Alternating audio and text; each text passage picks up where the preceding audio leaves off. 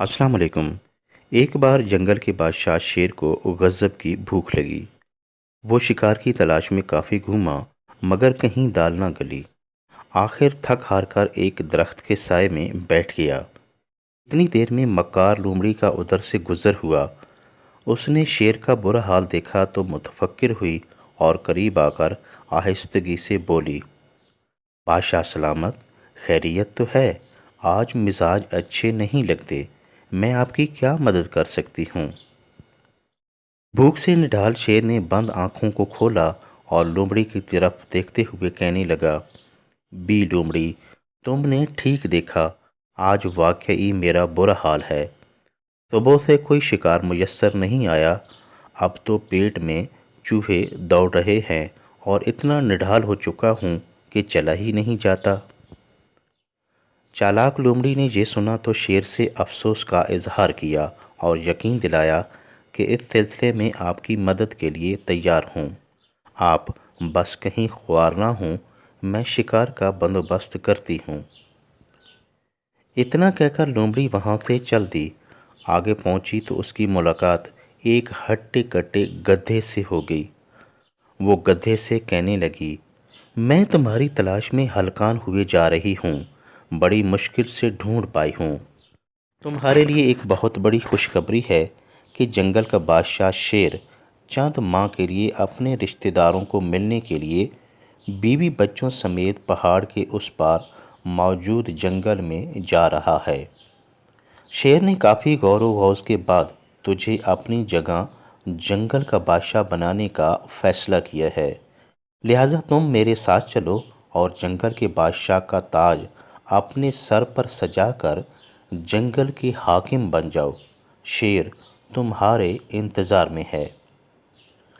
गधे ने लोमड़ी की बात सुनी तो फखर से सीना तान कर ढींचकू करने लगा और लोमड़ी से कहने लगा, मैं हूँ ही तो इतना खूबसूरत, जवान और अक्लमंद। भला बादशाह की निगाह इंतखाब क्यों ना मुझ पर ठहरती। मक्कार लोमड़ी बोली, खुदा ने तुझे किस्मत बदलने का मौका फराहम कर ही दिया है, तो अब इन फजूल बातों में इससे ज़ाया मत करो।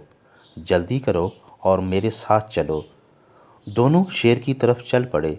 लोमड़ी तेज़ी से चलती हुई शेर के पास जा पहुंची, जो कि नकाहत के बायस आंखें मूंदे ज़मीन पर लेटा था, और उसे गधे की आमद की इतला दी। शेर ने जैसे ही आंखें वाकीं तो सामने से मोटा ताज़ा गधा आता देखकर उसकी आंखों में चमक आ गई। गधा जैसे ही करीब आया, शेर ने अचानक हमला कर दिया, लेकिन गधा जवान और ताकतवर था। शेर से जान बचाने में कामयाब तो हो गया, मगर उसके दोनों लंबे लंबे कान शेर ने नोचकर उसके तन से जुदा कर दिए। शेर इस नाकामी से बहुत मायूस हुआ, मगर लोमड़ी दौड़कर उसके पास आई और कहा कि बादशाह सलामत, आप फिक्र न करें, मैं गधे को दोबारा ले आती हूँ।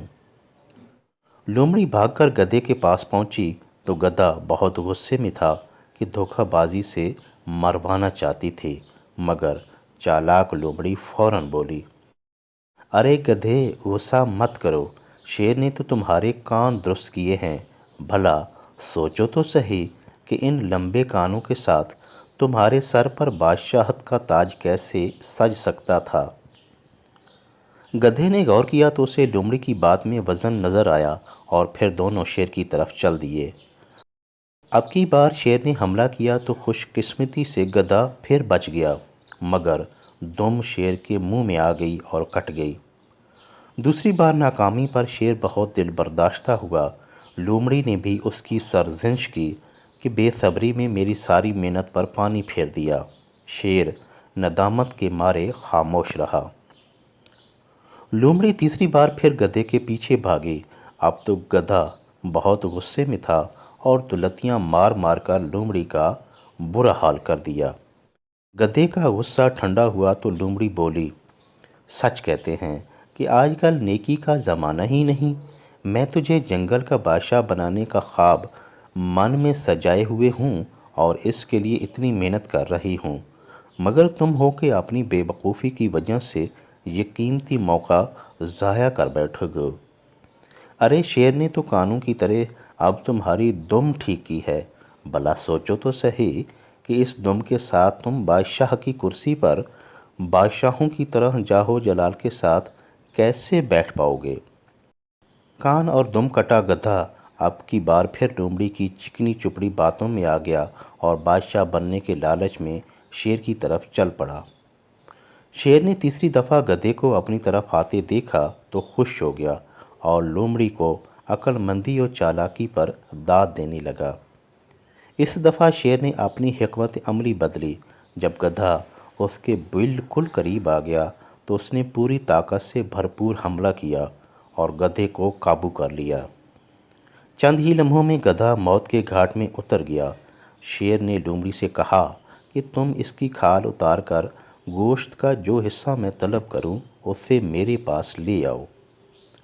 لومڑی نے شیر کی ہدایات پر عمل کیا اور گدھے کے گوشت کے مختلف حصے شیر کو پیش کیے۔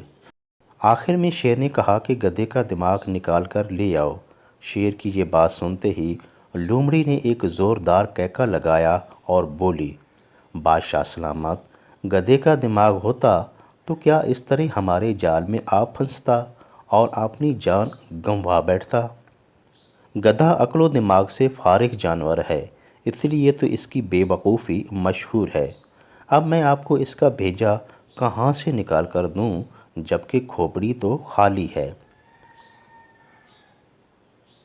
لومڑی کی بات سن کر شیر بھی ہنس پڑا۔ اب اس کا پیٹ بھر چکا تھا، لہٰذا باقی ماندہ گدھا لومڑی کے حوالے کر کے کچھار میں جا گھسا اور لومڑی کی چالاکی اور فریب کاری پر بڑا حیران ہوا۔ لالچ اور خود غرضی کی وجہ سے گدھا اپنی جان گنوا بیٹھا۔